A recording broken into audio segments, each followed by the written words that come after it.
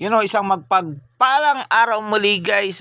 Talagang totoong mapagpalang araw to sapagkat ito yung pang-anim na namin na service ng aking troops na si Michael Dot. At kasama ko rin po ang aking kumpare na si Fragman Makasta TV, Aldrin Biasaga.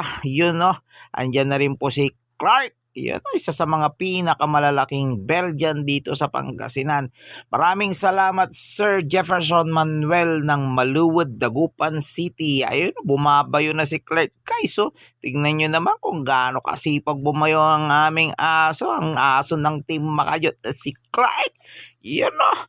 Malupit ang kadyutan ni Clark. Malupit talaga guys. Sa mga gusto magpa-stud dyan ng oversized Belgian Malinois, comment down below guys. Pagkatapos namin dito guys, diretso na agad kami sa Nibali Mangaldan for final session po ng atad ng Ragnar ng Team Makajot. Talagang isang mapagpalang araw talaga. Makakapito pa ata pala kami ng service ni Troops Michael Dotong. Maraming salamat sa pagsama sa akin bro at pag-drive. Alam mo naman na nakakapagod ang mag-service lalo pag sa malalayong lugar. Kaya maraming salamat sa iyo. Follow for more videos. Maraming salamat.